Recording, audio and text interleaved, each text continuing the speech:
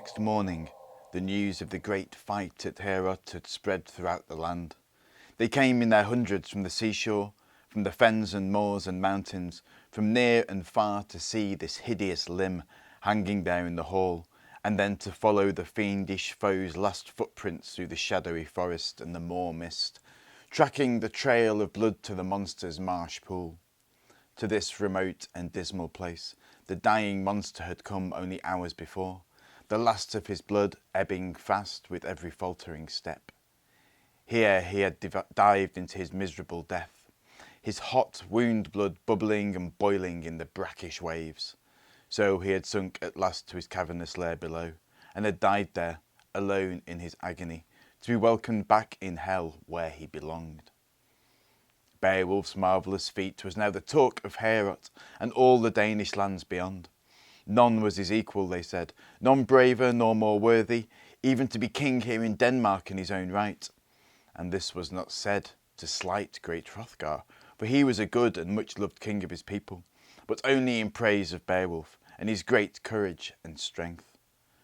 That day the poet wove his word song, told the story of the hero in glowing golden language, rang the word changes, and all who were there remembered and told it again and again, so that their children and their children's children should never forget his daring deeds, nor the noble name of Beowulf either.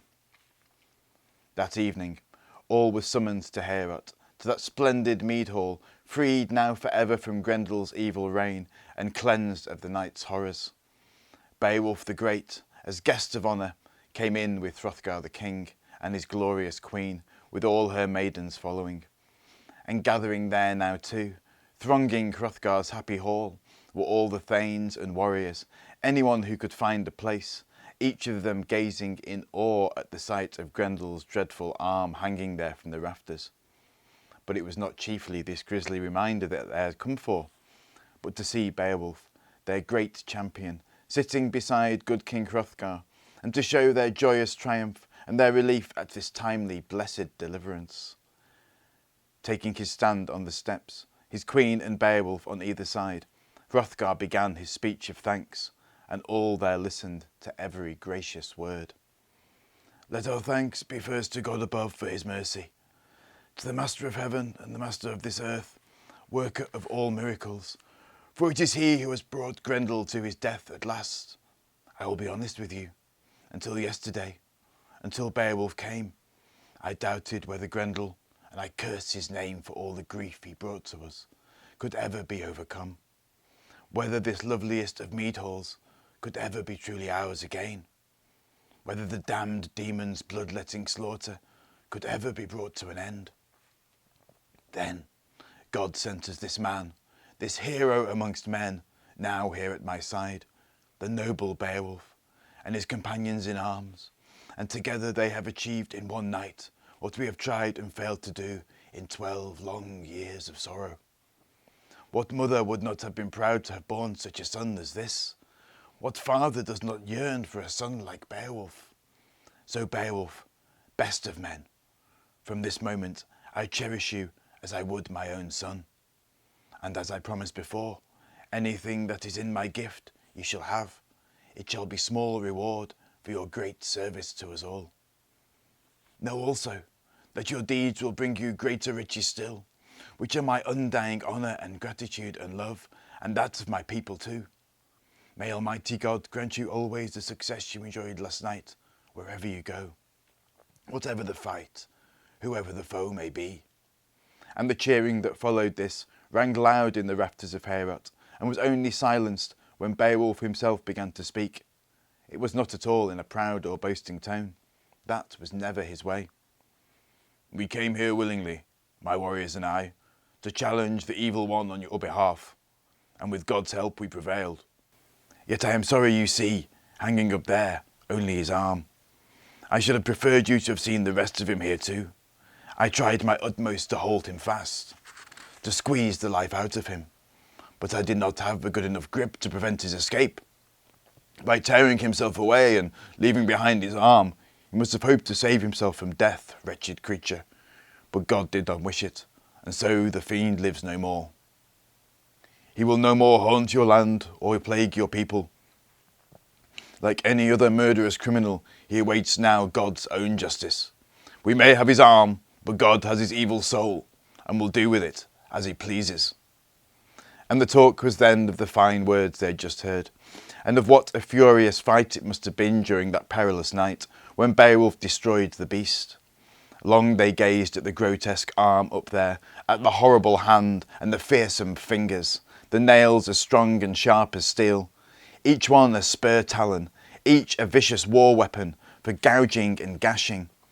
They shuddered to look at it, to think what damage it could do, and marvelled once again at Beowulf's bravery.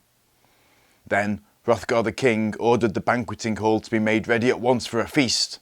How willingly they went to work to prepare the place, adorning it richly from golden gable to shining floor. They hung glowing gold-wrought tapestries. They mended or covered all the damage and destruction that the greatest of all mead halls had suffered the night before, and prepared a great feast of thanksgiving as the king had commanded. That evening, when all was ready, into that happy hall came Hrothgar and Beowulf again. All around them now, on the mead benches, sat the thanes and warriors, and as many of the good people of Denmark as the benches would allow.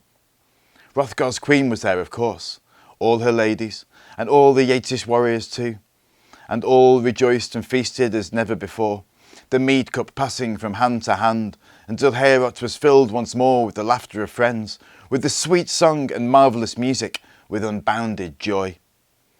Then, offering him the cup, the queen spoke to Hrothgar. "Now, my lord and king, to these Geats speak graciously and generously, and let your gift promise not be forgotten now, for Heorot is ours again, cleansed of evil and bright again with joy." To Beowulf next she came with the cup, where she sat between her two sons, Hrethric and Hrothmund, and when he had drunk, then came the time of gifts. 2 arm wreaths were brought, and robes, and more gold rings, but, best of all, the richest collar, the finest prize, more ornate and finely wrought than any I ever saw, the most treasured jewel Hrothgar possessed, worn on the neck of great war kings and heroes, a fabled collar for an already fabled warrior. "It is no more than you deserve, Beowulf," said Hrothgar's fair queen, and all listened when she spoke and agreed wholeheartedly. "May good fortune come with these jewels, and may the rest of your life be always filled with happiness and prosperity, and may treasure come your way often and in large amounts. Be strong, but be gentle too, and a wise guardian too to my 2 boys. By them and by me and by my lord Hrothgar your name will be held in honour and love until the end of time." How they cheered the queen's words. Then those thanes and lords and ladies, and what sumptuous feast it was of wine and food, and all held in perfect harmony of joy and hope.